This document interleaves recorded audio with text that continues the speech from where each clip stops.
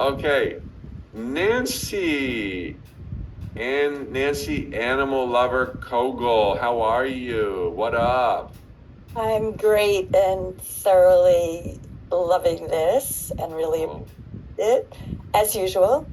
oh, likewise, thank you. Honored you're here.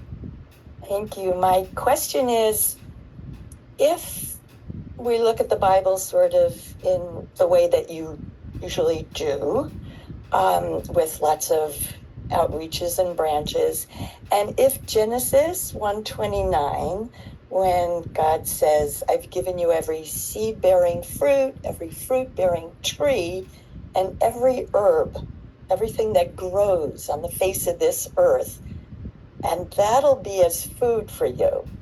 Like, we're so blessed with these bodies that can eat from the abundance of the plant universe.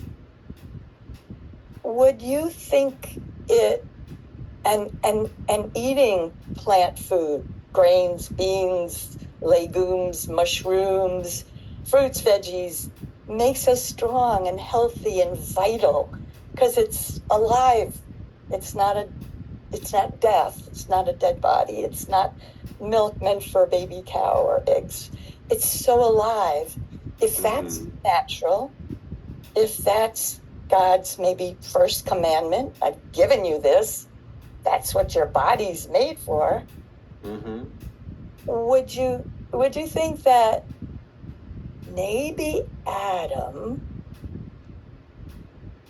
ate that fruit, the apple of disobedience, disobeying that first commandment, blamed it on Eve, sorry, but that the apple actually was a stake hunting, that first disconnect with our sister brother herbivores, our family, and killed them, stole their milk and eggs. So the apple was a stake, was the first mistake, and sent us on this path where I understand the majority of people are not respecting the lives of animals, but I grew up eating meat, dairy, and eggs. So would part of being spiritual, connecting with the law of our bodies, be part of like a huge core of not Homo sapien, wise, knowing humans, a little egotistical, but how about Homo ahimsa, Homo compassionate being, Homo one that connects with God in all forms, including cows, pigs, chickens, and fishes?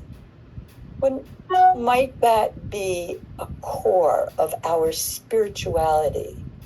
To be kind to animals, not eat them, kill them, steal their milk or eggs, and all that. Yeah, well, we all know of your passion here, and it's one that I significantly share. But I think there is so much thought into what you just shared, and so much dicing and slicing, and therefore almost, I don't know if you crossed the line, a right and a wrong. And I think no, no right and wrong. So I think that statement, no right and wrong, is more core to spirituality and having compassion and respect for not only the animal kingdom, but people who are learning what works for them. And I would say also, using the Bible kind of as the launching point for what you shared. And there's many reasons that have nothing to do with the Bible to concur with what you shared, but to use the Bible as a starting point, many do. Many carnivores use the Bible as, God gave us dominion over all things, the beasts and the fowl and the nuts and herbs. I don't know the words. I don't know the Bible well enough. But, you could use almost any tome or book or religion or culture to confirm what you said, or maybe even negate what you said. I think as we move along with a greater and greater awareness of our truth, our oneness with all reality, there will always be greater and greater respect, including for the lessons that we're all learning, which doesn't necessarily imply that everyone must learn not to eat animals. I can't go there. I feel that everyone, and as all the channels in the Awakening book and others share, there's an extreme importance in not judging. Extreme, like not judging others' behavior, not calling right or wrong, not just an extreme emphasis on getting the perfection of the unfolding, and in that unfolding there will be murderers, and they are learning as they need to learn, and nothing would condone what they have done. And I'm not trying to parlay, eating animals to being a murderer. I'm just saying we're all learning lessons, and what we're going through is going to take us to the zenith of love and compassion. And what will that look like? What will our diets be? Well, we probably won't even be eating. We'll probably be airtarians or on some ninth dimension, non-physical form. There's a lot I can't know with a brain in the jungles of time and space. But I can get the importance of non-judgment. I can get that everyone is where they ought to be right now. And whatever they're doing or whoever they're hurting, it's part of their unfoldment. And that doesn't justify the ugliness, including the suffering of animals. It does not justify any of that. I'm not going there. So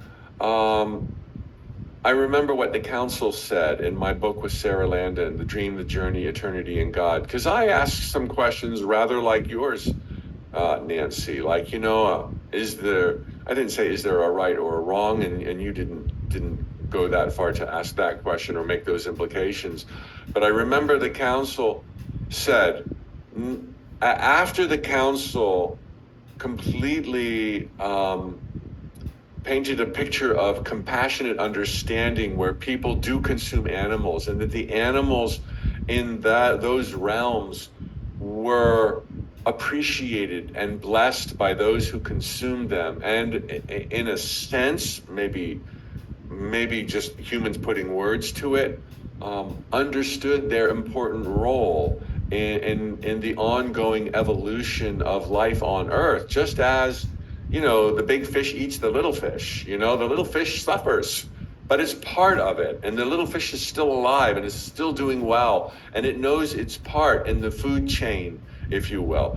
The council kind of did a very eloquent job of respecting all people's choices, understanding they are where they need to be to learn what they most need, or better, what they most want to learn. But then the council said, now, would someone truly elevated in high vibrations make different food choices than someone in lower densities, lost in fear and chaos?